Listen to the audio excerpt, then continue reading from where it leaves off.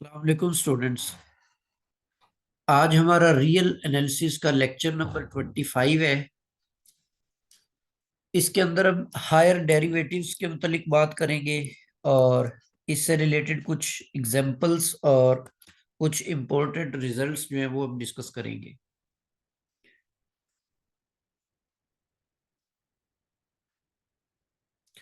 Ji, first of all we talk about some standard nth derivatives. जैसे मिसाल के तौर पे आपके पास अगर इस फॉर्म में पावर की फॉर्म में कोई फंक्शन आ जाता है y is equal to a x plus b raise to power m, तो इसका आपने कोई भी nth डेरिवेटिव फाइंड करना हो, ठीक है ना। y का अगर आप यूं लिखेंगे ना मतलब आपने फिफ्थ डेरिवेटिव निकालना है, तो आप यूं लिखेंगे तो इसमें कंफ्यूजन हो सकती है कि शायद ये इसकी पावर है। तो इसलिए आप डेरिवेटिव के लिए ये नोटेशन इस्तेमाल करते हैं कि इसके अराउंड एक छोटी सी ब्रैकेट लिख देते हैं, जिसका मतलब ये है कि ये y का फिफ्थ डेरिवेटिव है, ये y का फिफ्थ डेरिवेटिव है। तो इसी तरह मैंने ये ऊपर लिखा हुआ है कि y का nth डेरिवेटिव किसके इक्वल होगा, ये जो इसकी पावर है m, इसका फैक्टोरियल लेंगे और नीचे आप जो सा डेरिवेटिव लेना चाहते हैं m में से उस n को माइनस कर देंगे, और ये जो x का कोफिशिएंट है a, इसकी पावर n लेंगे, इसके साथ मल्टीप्लाई करेंगे, और जो ओवरऑल जो पावर है फंक्शन की उसमें से आप n को माइनस कर देंगे। ये आपने nth डेरिवेटिव का फार्मूला तब इस्तेमाल करना है जब n जो है वो m से स्मॉलर हो। इसका मतलब ये है कि अगर ये पावर इसकी 100 दी हुई है तो आपने 100 से कम डेरिवेटिव निकालना है, मतलब 95th derivative, 96th derivative, 99th, मतलब 100 से कम हो तो आप ये फार्मूला इस्तेमाल करेंगे। और अगर एन एम के बराबर, मतलब जितनी उसकी पावर है आपने वही डेरिवेटिव निकालना, मतलब इसकी पावर 100 है तो आपने इसका 100वां डेरिवेटिव फाइंड करना है, तो फिर आप ये चीज इस्तेमाल करेंगे। तो सिर्फ इसका प्रूफ भी सिंपल सा है। जैसे अगर आप इसका फर्स्ट डेरिवेटिव निकालें तो फर्स्ट डेरिवेटिव कैसे निकलेगा, एम को पावर को शुरू में ले आएंगे पावर रूल के जरिए से, ए एक्स प्लस बी, और पावर में से आप एक माइनस कर देंगे, ये फर्स्ट डेरिवेटिव है। सेकंड डेरिवेटिव कैसे निकलेगा, अगेन आप पावर को स्टार्ट में ले आए और फिर आप क्या करेंगे, पावर में से, हाँ सॉरी, इसका अगेन भी डेरिवेटिव लेना है, जो इनसाइड फंक्शन है पावर के उसका अगेन डेरिवेटिव लेंगे तो वो आपके पास ए आ जाएगा। इस तरह अगेन आप लेंगे तो ए एक्स प्लस बी, पावर में से आप माइनस कर दें तो ये 2 बन जाएगा, और अगेन ए का लेंगे तो ए स्क्वायर आ जाएगा।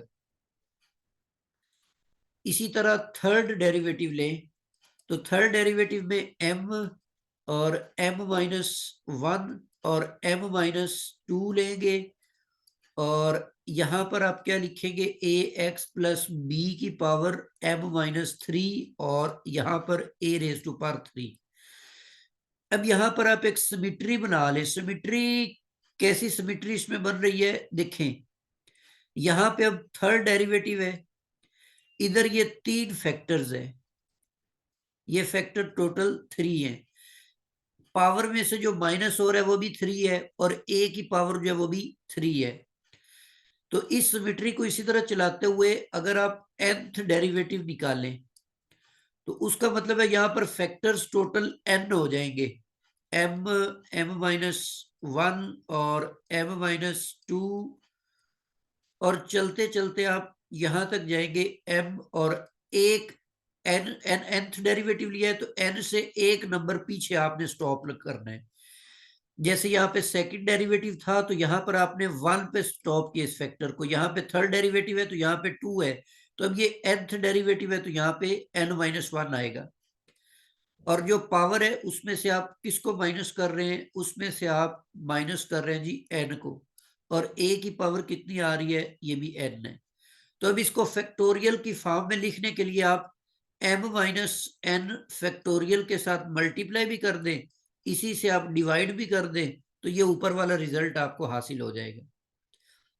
और अगर आप m और n को बराबर लेते हैं तो फिर इसी ऊपर वाले रिजल्ट में m को इक्वल टू n रख दें तो ये आपको ये वाला रिजल्ट जो है ये हासिल हो जाएगा। तो ये होता है जी इस तरह के। इसकी कोई मिसाल देख लेते हैं हम। जैसे अब यहां पर है जी find third derivative of this. अब आपने थर्ड डेरिवेटिव निकालना है, मतलब n की वैल्यू जो है वो 3 है और यहां पर इस कोफिशिएंट में देखें तो a जो है वो आपके पास 2 है और b जो कांस्टेंट है वो 3 है और इसकी जो पावर है m वो 5 है। तो अब यहां पर आप फार्मूला देखें, फार्मूला हमारे पास है yn और m फैक्टोरियल और divided bye m minus n। इसका भी फैक्टोरियल और a की पावर n लिखेंगे और ax प्लस b की पावर m माइनस n आ जाएगा। तीसरा डेरिवेटिव निकाल लिया तो यहाँ पे 3 लिख दें, पावर उसकी 5 फैक्टोरियल आ जाएगा और फिर आप 5 माइनस 3 लिखेंगे m और n की वैल्यूज। a यहाँ पर हमारे पास 2 है और 2 की पावर 3 आ जाएगी n और a की जगह पर 2 लिखेंगे और b की जगह आप 3 लिखेंगे और यहाँ पर अब 5 माइनस 3 आ जाएगा। तो इसको आप सिंप्लीफाई कर लें। अब ये 5 माइनस 3 2 होता है, 2 का फैक्टोरियल भी 2 होता है और 5 फैक्टोरियल जो है ये होता है कितना हो जाएगा, ये 120 शायद हो जाएगा। तो 120 को 2 पर तकसीम करेंगे तो यहाँ पे 60 आ जाएगा और 2 की पावर 3 लिखेंगे तो 8 बन जाएगा और 2x प्लस 3 और 5 यहाँ पर होगा। तो ये आपके पास थर्ड डेरिवेटिव निकला है 8 6 48 और ये आपके पास आ गया जी थर्ड डेरिवेटिव।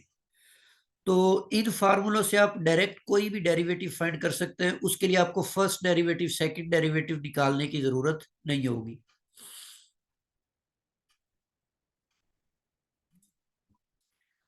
तो ये नीचे उसी तरह से सॉल्व किया हुआ है। अच्छा इसी तरह अब इसकी उसने एक और मिसाल दी है कि फिफ्थ डेरिवेटिव मालूम करें। तो अब यहाँ पे जो m है वो भी 5 है और जो n है वो भी 5 है। तो अब ये ऊपर जो फार्मूला दिया हुआ था उसको अगर आप इस्तेमाल करें तो इसका फिफ्थ डेरिवेटिव जो है वो बन जाएगा 5 फैक्टोरियल और साथ में a की वैल्यू लिखकर उसकी पावर 5।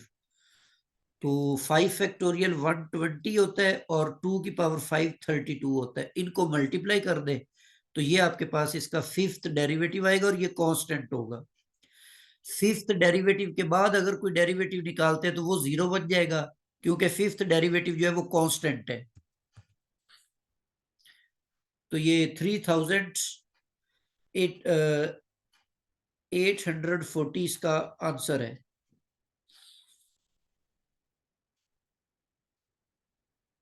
जी सिमिलरली नेक्स्ट अगर फंक्शन आपको इस शक्ल का दिया हो, मतलब ये बटे के नीचे आ जाए रकम, तो फिर इसका nth डेरिवेटिव कैसे निकालना है, तो ये भाई इसका फार्मूला है। तो ये बेसिकली इसको आप राइट कर सकते हैं जी ए एक्स प्लस बी की पावर -1। तो ये प्रीवियस वाला केस बन गया, उसमें m आपने जस्ट -1 लेना है, -1 लेंगे तो ये फार्मूला में हासिल हो जाएगा। जी इसमें भी आपने इसकी मिसाल एक दी हुई है कि थर्ड डेरिवेटिव इसका निकालें। तो अब इसका थर्ड डेरिवेटिव निकालने के लिए ये ऊपर वाले फार्मूला यूज कर लेते हैं। तो अब यहाँ पर आपने -1 रेज़ टू पावर 3 n की वैल्यू 3 लेनी है, फिर 3 फैक्टोरियल लिखना है। a यहाँ पे 1 है, जो x का कोफिशिएंट है a वो यहाँ पे 1 है और ऊपर इसकी पावर जो है वो आप 3 लिख लेंगे। सिमिलरली x प्लस 3 और 3 प्लस 1, जी ये बन जाएगा -6 और divided by x plus 3 raise to power 4। तो ये भाई इसका थर्ड डेरिवेटिव निकल आया हुआ है। तो जस्ट आपने फार्मूले को याद रखना है और फिर उसकी मदद से आपने इसको सॉल्व कर लेना है।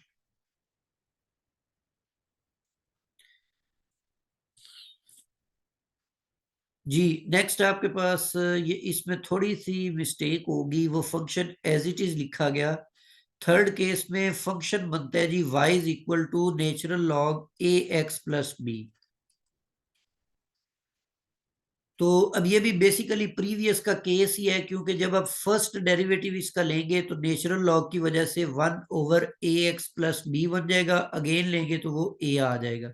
अब बाकी इसके डेरिवेटिव ऊपर वाले फार्मूले को यूज करते हुए लिखने हैं, तो इसलिए जस्ट इसका ये फार्मूला आप यूज कर सकते हैं। तो लॉग की सूरत में अगर आपने nth डेरिवेटिव निकालना हो तो फिर हम ये फार्मूला इस्तेमाल करेंगे। जी इसी तरह अगर e raise to power ax आ जाता है, तो अब e raise to power ax का अगर आप फर्स्ट डेरिवेटिव लें तो ये e ax अगेन लेंगे तो a आ जाएगा। सेकंड डेरिवेटिव लेंगे तो e raise to power ax अगेन लेंगे तो a स्क्वायर बन जाएगा। और अगर आप थर्ड डेरिवेटिव की बात करें तो ये e raise to power ax और ये a3 आ जाएगा। इसी तरह फोर्थ डेरिवेटिव आपके पास e raise to power ax और a4। तो सिमेट्री से बना लेते हैं हम, nth डेरिवेटिव बन जाएगा e raise to power ax और a raise to power n। तो ये इसका nth डेरिवेटिव का फार्मूला आ गया जी हमारे पास। तो ये इसका फार्मूला आप यूज करके कोई भी क्वेश्चन जो है वो कर सकते हैं। नेक्स्ट आपके पास है जी sine a x plus b. इसका nth डेरिवेटिव कैसे बनाएंगे जी? y is equal to sine a x plus b है, ए एक्स प्लस बी। तो इसका अगर हम फर्स्ट डेरिवेटिव कैलकुलेट करें तो साइन का कॉज होता है cos A x plus B.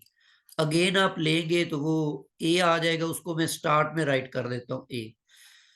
अच्छा मैं एक सिमिट्री बनाने के लिए इसको अगेन साइन फंक्शन की सूरत में लिखता हूं। अब एक आइडेंटिटी हम यूज करते हैं ट्रिग्नोमेट्री के अंदर के साइन π/2 प्लस थीटा, ये होता है जी कॉस थीटा के इक्वल। मतलब जो कॉस थीटा लिखा हुआ होता है उसको हम साइन बना सकते हैं अगर हम एंगल में π/2 ऐड कर दें। तो बेसिकली यहां पर ये कॉज है, इसको साइन की सूरत में लिखना चाहते हैं तो इसको आप लिख सकते हैं sign a x plus B और एंगल में आप π/2 ऐड कर देंगे। लो जी ये फर्स्ट डेरिवेटिव है इन टर्म्स ऑफ साइन। इस कॉस का अगर आप दोबारा डेरिवेटिव लें या इसी साइन का दोबारा डेरिवेटिव लें तो ये बन जाएगा सेकंड डेरिवेटिव ए और साइन का फिर बन जाएगा cos A x plus B और प्लस π/2 और अगेन लेंगे एंगल का तो वो ए अगेन आ जाएगा, तो उसको मैं ए स्क्वायर राइट कर लेता हूं। अब इसको दोबारा साइन बनाना चाहते हैं तो उसका तरीकेकार क्या होगा, फिर π/2 ऐड कर दें तो वो साइन बन जाएगा sign a x plus B और π/2 और ऐड करेंगे तो वो 2π/2 हो जाएगा, जिसको आप पाई भी राइट कर सकते हैं। थर्ड डेरिवेटिव लें तो वो बन जाएगा जी ए square cos A x plus B और 2π/2। इसको अगेन साइन की सूरत में लिखे तो ये सॉरी यहाँ पर क्यूब बन जाएगा, तो ए क्यूब और साइन की सूरत में आ जाएगा sign a x plus B और एक और π/2 ऐड करेंगे तो 3π/2। अब यहां पर आकर हम सिमेट्री बना लेते हैं। सिमेट्री ये बन रही है कि इधर थर्ड डेरिवेटिव है ए की पावर 3 है और यहां पर π/2 के साथ भी 3 है। मतलब सिमेट्री वाली चीजें मैं आपको मेंशन कर देता हूं। डेरिवेटिव थर्ड है, इधर ए की पावर भी 3 है और ये भी 3 है, बाकी सारा कुछ फिक्स चलता हुआ आ रहा है। तो उसको आप उसी तरह से लिखेंगे, nth डेरिवेटिव ए की पावर n आएगा और साइन एज इट इज आ जाएगा और ए एक्स प्लस बी आएगा और यहां पर अब n π/2 आ जाएगा। लो जी ये आपके पास साइन का nth डेरिवेटिव है जी, nth डेरिवेटिव। इसका मतलब है कि अगर फंक्शन सिंपल साइन हो, साइन एक्स,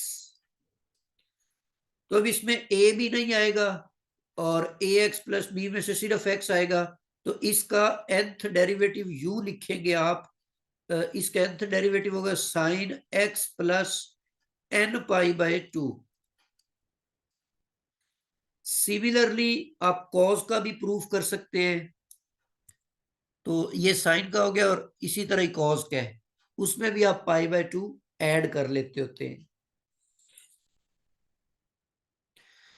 तो ये हमारे पास कुछ nth डेरिवेटिव थे कुछ फंक्शंस के, तो इनका अब मैंने बनाने का तरीका भी बता दिया और इनके फार्मूले भी आपके सामने रख दिए होंगे।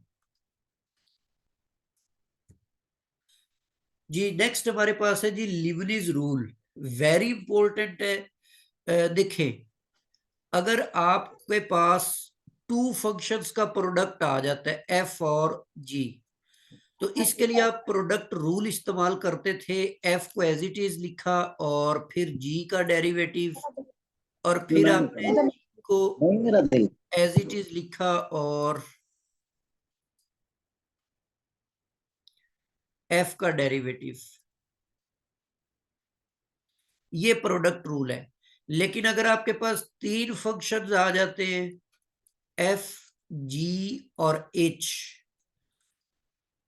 तो इसके लिए हम क्या करते हैं, इसके लिए भी प्रोडक्ट रूल है, वन बाय वन आप तीनों फंक्शंस का डेरिवेटिव लेंगे, एफ और जी एज इट इज आ गए और एच का डेरिवेटिव, फिर अगली दफा एफ और एच एज इट इज आ गए, सॉरी एफ और एच और जी का डेरिवेटिव, फिर एंड पे आपने एच और जी को एज इट इज लिखा और एफ का डेरिवेटिव। अच्छा ये था फर्स्ट डेरिवेटिव, ये फर्स्ट डेरिवेटिव था। अब अगर आपने सेकंड डेरिवेटिव बनाना हो,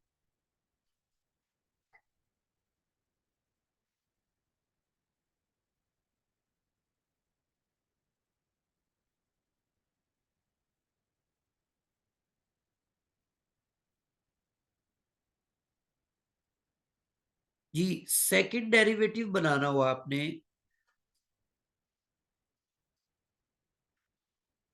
एफ और जी का प्रोडक्ट का सेकंड डेरिवेटिव, तो फर्स्ट डेरिवेटिव तो आप उसी तरह से ओपन कर लेंगे जैसे ये ऊपर लिखा हुआ है, D G over D x plus आगे जी और F D F over D x. अब इनके ऊपर अगेन प्रोडक्ट फार्मूला लगा देंगे, ये एफ एज इट इज लिखेंगे, प्रोडक्ट है ना ये दो फंक्शंस का, तो डी का एक पहले डेरिवेटिव तो एक और आ जाएगा और डी एक्स स्क्वायर, और फिर आप एफ का डेरिवेटिव लिखेंगे और जी का पहले ही डेरिवेटिव है, ये आपने पहली टर्म के ऊपर प्रोडक्ट रूल अप्लाई किया है। सिमिलरली नेक्स्ट आप जी का डेरिवेटिव लें और एफ का पहले ही है, और अगली दफा एफ वाले फंक्शन का डेरिवेटिव लें तो वो बन जाएगा D square F over D x square. मजीद इसको सिंप्लीफाई करके आप यूं राइट कर सकते हैं, डी स्क्वायर जी और डी एक्स स्क्वायर प्लस ये बन जाएगा two d f d x और डी जी और डी एक्स प्लस जी और d square F over D x square. ये तो हो गया second derivative. Third derivative, fourth derivative और nth डेरिवेटिव कैसे निकालेंगे, उसके लिए भाई हम यूज करेंगे लिबनिज रूल को। अगर एफ ऑफ एक्स और जी ऑफ एक्स आपके पास फंक्शंस हैं जिनके nth ऑर्डर के डेरिवेटिव्स जो है ना वो एग्जिस्ट करते हो, उस सूरत में nth डेरिवेटिव आप इस तरीके से लिखेंगे कि nth derivative of F G, पहले आप जी को एज इट इज छोड़ दें, एफ का nth डेरिवेटिव, फिर एन यहां पर लिखें, एफ का एन माइनस वन डेरिवेटिव और जी का फर्स्ट डेरिवेटिव। अब जो एफ का डेरिवेटिव है कम होता जाएगा और जी का डेरिवेटिव बढ़ता जाएगा, और यहाँ पे साथ आप बाइनोमियल कोएफिशिएंट्स लिखते जाएंगे। ये जो है ना इसको बाज जगह पर यूं भी स्टेट किया हुआ होता है कि डी एक्स एन और एफ जी जो है, हाँ इधर आप लिखेंगे एन सी जीरो। ये कम्बिनेशन की जो नोटेशन है वो साथ लिखी हुई होती है। आगे एन सी वन लिखा हुआ है और एफ का एन माइनस वन डेरिवेटिव है, जी का फर्स्ट डेरिवेटिव, फिर आप एन सी टू लिखेंगे, फिर यहाँ पर एफ का एन माइनस सेकेंड डेरिवेटिव और जी का second derivative up to so on. Last में आपके पास एन सी एन आ जाता है और एफ और जी एन nth डेरिवेटिव आ जाता है। यू भी लिख सकते हैं, सी की नोटेशन में भी लिख सकते हैं, और सुमेशन की फॉर्म में आप यू लिखेंगे, summation r from 0 to n. तो यहां पर एन एज इट इज आ गया और यहां पर आप आर लिखेंगे जिनमें वेरिएशन है, और इनमें अब एन माइनस आर्थ डेरिवेटिव आ जाएगा और जी का आर्थ डेरिवेटिव आ जाएगा। ये सुमेशन की फॉर्म में लिख सकते हैं। ये एनसीआर की जो नोटेशन है इसको आप यूं भी लिख सकते होते हैं ना, तो सी की सूरत में भी ये लिखा हुआ हो सकता है। तो ये प्रोडक्ट के nth डेरिवेटिव का फार्मूला है, बिल्कुल बाइनोमियल फार्मूला जैसा है, लेकिन ये बाइनोमियल फार्मूला नहीं है। तो इसमें मिसकंसेप्शन ना पैदा कीजिएगा, उसमें ये पावर्स होती हैं जबकि यहाँ पर ये डेरिवेटिव के ऑर्डर्स हैं। एक मिसाल के जरिए से हम इसको समझने की कोशिश कर लेते हैं। जैसे आपने थर्ड डेरिवेटिव निकालना हो या फोर्थ कर ले, फोर्थ ऑर्डर डेरिवेटिव आपने निकालना है और आपके पास एफ और जी टू फंक्शन है। अब इसको यूं ओपन करेंगे, एफ का फोर्थ डेरिवेटिव और जी एज इट इज, और फिर 4 यहां पर आएगा, एफ का एक डेरिवेटिव कम कर देंगे, जी का एक डेरिवेटिव लेंगे, फिर आप 4 और 4 से प्रीवियस 3 होगा, नीचे 2 फैक्टोरियल लिखा जाएगा। एफ का डेरिवेटिव एक कम कर देंगे और जी का एक डेरिवेटिव इंक्रीज कर देंगे, 4 3 2 आ जाएगा और नीचे 3 फैक्टोरियल आएगा। एफ का एक और डेरिवेटिव कम कर देंगे और जी का एक डेरिवेटिव इंक्रीज कर देंगे। लास्ट में आपके पास एफ का डेरिवेटिव गायब हो जाएगा और जी का डेरिवेटिव जो है वो 4 आ जाएगा। तो इस तरीके से आप ये लिबनिज रूल को इस्तेमाल करके nth डेरिवेटिव जो है वो फाइंड आउट कर सकते होते हैं। जैसे ये एक नीचे मिसाल दी हुई है, तो इसको आप देख लीजिएगा। अच्छा, इसमें ऑर्डर जो है ना वो थोड़ा सा इम्पोर्टेंट होता है, क्योंकि कैलकुलेशन इसमें करनी होती है। तो आपने यहां से ना पहले वो फंक्शन चूज करना है जिसका nth डेरिवेटिव नॉन जीरो आता हो, मसलन ई एक्स का। तो इसलिए x3 को दूसरा फंक्शन ले लेते हैं और ई एक्स को पहला फंक्शन। तो यहाँ पर ई एक्स का nth डेरिवेटिव जो है वो ई एक्स ही होता है, X cube as it is आ गया, एल से मल्टीप्लाई कर दिया, ई एक्स का एन माइनस वन डेरिवेटिव है और एक्स क्यूब का फर्स्ट डेरिवेटिव है। इस तरह इसका एन माइनस टू डेरिवेटिव है, इसका सेकंड डेरिवेटिव है। इसी तरह टू सो ऑन करते जाएंगे, तो ये आप इस तरह से इसको कैलकुलेट कर लेंगे। जी नेक्स्ट हमारे पास कुछ इंपॉर्टेंट रिजल्ट्स हैं। पहला रिजल्ट हमारे पास है जी, F of x is differentiable at x is equal to A, और जी ऑफ एक्स जो है वो नॉट डिफरेंशिएबल है। मतलब एफ आपके पास डिफरेंशिएबल फंक्शन है और जी जो है वो नॉन डिफरेंशिएबल है। तो इन दोनों का जो सम होगा वो भी आपके पास नॉट डिफरेंशिएबल होगा x is equal to a के ऊपर। मिसाल देखें, मसलन f of x is equal to x plus mod x है। अब जैसा कि आपको पता है कि ये जो मॉड एक्स होता है ये जीरो के ऊपर डिफरेंशिएबल नहीं होता, ये जीरो के ऊपर डिफरेंशिएबल है जबकि ये जीरो पर डिफरेंशिएबल नहीं है। तो अब अगर आप इसका जीरो पर डेरिवेटिव निकालना चाहते हैं तो जीरो पर डेरिवेटिव इसका एग्जिस्ट नहीं करेगा। इस फंक्शन का जीरो पर डेरिवेटिव जो है ना वो एग्जिस्ट नहीं करेगा, क्योंकि मॉड एक्स का डेरिवेटिव एग्जिस्ट नहीं करता जीरो पे।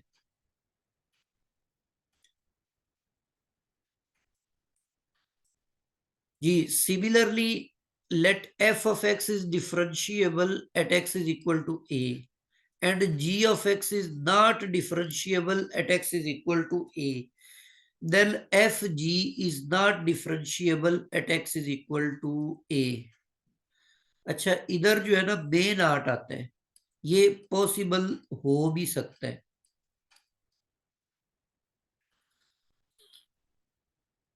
इसकी जो मिसाल हमारे पास है वो है x मॉड x, बट ये तो जीरो के ऊपर डिफरेंशिएबल होता है, तो इधर नॉट नहीं आता, मे नॉट आता है, मतलब हो भी सकता है नहीं भी हो सकता।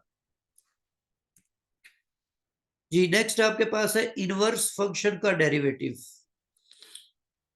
सपोज कर लेते हैं कि F of x is continuous one one function defined on an interval and differentiable at x is equal to A, और ए पर उसका डेरिवेटिव जो है वो जीरो नहीं है बल्कि नॉन जीरो है, then the inverse of function f is differentiable at f of a and its derivative is given by this formula। इस तरीके से आप उसका इनवर्स जो है वो फाइंड आउट कर सकते हैं।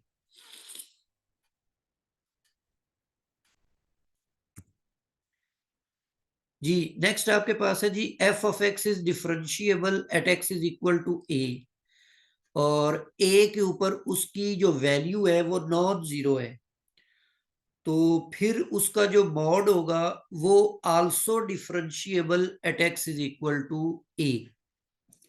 इसकी मिसाल देखें, जैसे एफ ऑफ एक्स आपके पास है ना कॉज एक्स, अब ये x is equal to zero के ऊपर डिफरेंशिएबल है, और अगर हम इसकी जीरो पर वैल्यू निकालते कॉज की तो कॉज जीरो वन होता है, ठीक है।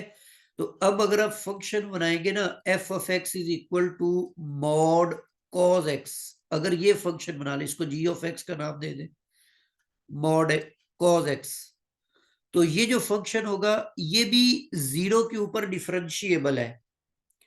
ये मैंने मॉड के अंदर जो फंक्शंस होते हैं उसका तरीका आपको सिखा दिया था कि कॉज एक्स जो है ना ये सिर्फ वहां पर डिफरेंशिएबल नहीं होगा जहां पर जीरो होता है, तो कॉज 90 पर जीरो होता है ना, तो 90 और 90 के जो मल्टीपल्स हैं उनके ऊपर सॉरी ऑड मल्टीपल्स, वहां पर कॉज जो है वो डिफरेंशिएबल नहीं होगा, बाकी सारों के ऊपर डिफरेंशिएबल होता है। लेकिन अगर इस कंडीशन को वायोलेट कर दिया जाए, ये नॉन जीरो वाली कंडीशन को, तो फिर ऐसा पॉसिबल नहीं है, क्योंकि जैसे मिसाल हम ले लेते हैं साइन एक्स, अब यहां पर एफ ऑफ जीरो जो है वो जीरो के बराबर है। अब अगर आप ये फंक्शन डिफाइन करते हैं जी ऑफ एक्स और sine mod x, sine x mod, तो आपको याद होगा कि ये एग्जांपल हम ऑलरेडी कर चुके हैं कि ये एन पाई के ऊपर डिफरेंशिएबल नहीं होती, तो एन जब आप जीरो लेंगे तो इसका मतलब x is equal to zero पर ये डिफरेंशिएबल नहीं है।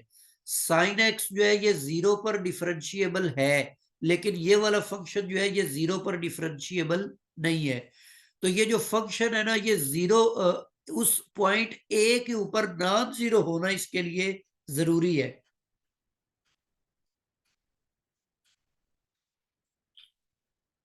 अच्छा इसी तरीके से F of x is differentiable at x is equal to A. अच्छा अगर डेरिवेटिव अगर वो फंक्शन ए पर सिफर हो जाता है ना, तो फिर उसका फर्स्ट डेरिवेटिव भी ए पर सिफर होना चाहिए, तो अगर ये दोनों कंडीशन बैक वक्त फुलफिल हो जाती हैं तो उस सूरत में मॉड जो है वो भी डिफरेंशिएबल हो जाएगा, अदरवाइज वो डिफरेंशिएबल नहीं होगा। जी तीसरे नंबर पे इसी से रिलेटेड एक रिजल्ट कि एफ ऑफ एक्स जो है वो डिफरेंशिएबल है ए पर, और ए पर एफ की वैल्यू जीरो है और उसका डेरिवेटिव नॉन जीरो है, तो उस सूरत में एफ ऑफ एक्स जो है वो डिफरेंशिएबल नहीं होगा एक्स इज इक्वल टू ए पर। जैसे ये साइन की मिसाल ही ले लें आप, तो एफ ऑफ एक्स जो है ये साइन एक्स है, तो ये डिफरेंशिएबल है at x is equal to zero के बजाय पाई कर ले, x is equal to pi के ऊपर, और इसकी जो वैल्यू है वो आप पाई पर चेक करें तो वो साइन पाई जीरो होता है। और अगर हम इसका डेरिवेटिव ले लेते हैं, फर्स्ट डेरिवेटिव, तो वो निकलता है जी कॉज एक्स। और अगर मैं फर्स्ट डेरिवेटिव देखूं तो वो कॉस पाई जो होता है वो -1 होता है, विच इज नॉन जीरो। तो अब आप देखें कि ये जो मॉड एक्स इसका बनेगा साइन मॉड एक्स, वो डिफरेंशिएबल तो नहीं है ना, x is equal to pi के ऊपर, ये इस पर डिफरेंशिएबल नहीं है।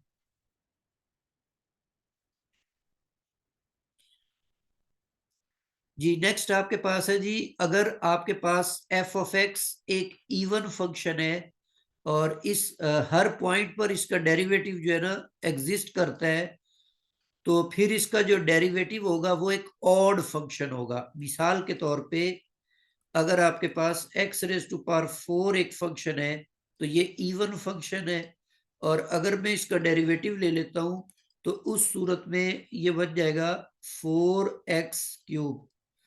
तो ये आपको पता है कि ये ऑड फंक्शन है। तो इवन फंक्शन का डेरिवेटिव जो होता है वो ऑड फंक्शन होता है। सिमिलरली अगर एफ ऑफ एक्स एक ऑड फंक्शन होगा तो उसका डेरिवेटिव जो है वो हर पॉइंट के ऊपर एग्जिस्ट करता हुआ हो तो उसका डेरिवेटिव जो है वो इवन फंक्शन होगा। मिसाल के तौर पे f of x is equal to sine x, ये आपके पास एक ऑड फंक्शन है, ऑड फंक्शन है, और इसका जब हम डेरिवेटिव लेंगे तो वो बन जाएगा minus sorry plus sine X, sorry cos X, plus cos X. तो कॉज जो है ये एक इवन फंक्शन है। तो ऑड फंक्शन का डेरिवेटिव इवन होता है और इवन फंक्शन का डेरिवेटिव ऑड होता है।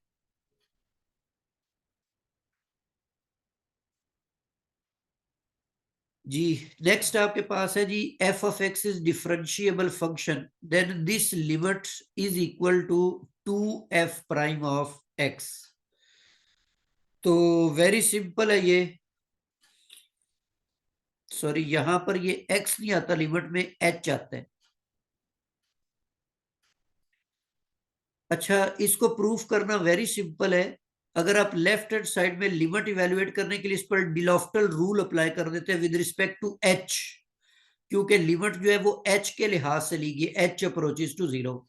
तो अब इसका डेरिवेटिव आएगा F prime of x plus H, x plus H का अगेन लेंगे तो वो आपके पास 1 आ जाएगा। इस तरह नेक्स्ट आप लेंगे f prime of x minus h, तो x माइनस एच का again with respect to h derivative लेंगे वो माइनस आएगा जिससे ये प्लस हो जाएगा, और नीचे h का डेरिवेटिव जो 1 आ जाएगा। अब इसके अंदर आप लिमिट पुट कर दें h अप्रोचेस टू जीरो, तो ये बन जाएगा F prime of x, H zero हो गया, और फिर एफ प्राइम ऑफ एक्स ये भी एच जीरो हो गया, this is equal to 2f prime of x. तो सिंपल सा ये इसका रिजल्ट है। सिमिलरली नीचे एक और रिजल्ट भी है इसी टाइप का, तो यहां पर भी लिमिट में एच है, तो बिल्कुल इसी तरीके से आप इसको प्रूव कर सकते हैं, इस पर डिलॉफ्टल रूल अप्लाई कर दें तो एफ प्राइम ऑफ एक्स और एक्स प्लस एच आएगा, और माइनस, अब आप चूंकि डेरिवेटिव जो है वो ले रहे हैं आप एच के लिहाज से, तो ये एफ ऑफ एक्स वाला सारा पोर्शन जो है ये जीरो हो जाएगा क्योंकि इसमें एच वाली रकम ही नहीं है। नेक्स्ट आप करेंगे तो वो बन जाएगा minus F of x minus H, और नीचे आप डेरिवेटिव लेंगे तो वो 2h आ जाएगा। अभी लिमिट यहाँ पर मौजूद है, अभी भी ये 0/0 फॉर्म के अंदर है, तो एक दफा और डिलॉफ्टल रूल अप्लाई करेंगे तो ये बन जाएगा F prime of double prime of x, H को जीरो कर दें, और ये plus F double prime of x, और नीचे 2, तो ऊपर सम करके आप इसको कट कर देंगे तो ये F double prime of x आपके पास बन जाएगा।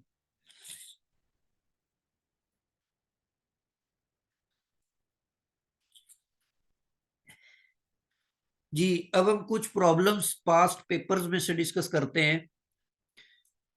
जी, if sine Y is equal to X sine A plus Y then D Y by D x is equal to, इनमें से आपने करेक्ट ऑप्शन जो है ना वो बतानी है। तो अब अगर हम इसका डेरिवेटिव ले लेते हैं विद रिस्पेक्ट टू एक्स, आपने डेरिवेटिव लेना है तो यहां पर ये बन जाएगा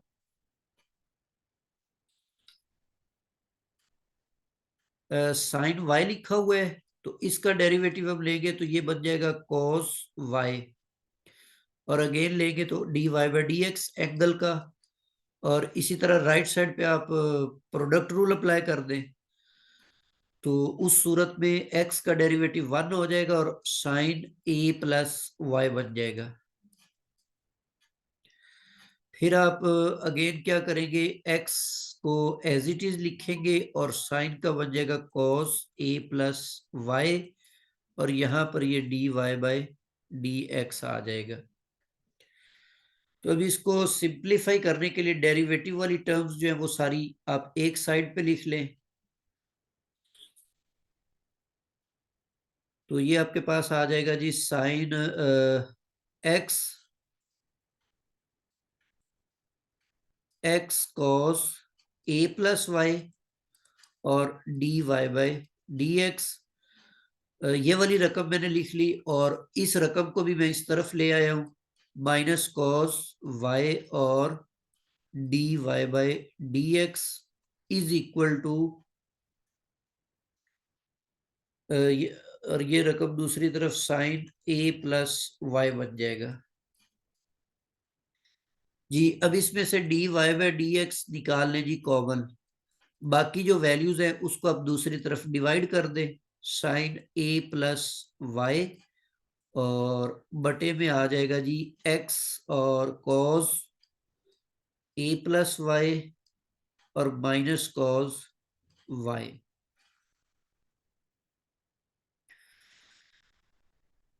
इस तरह की ऑप्शन यहाँ पर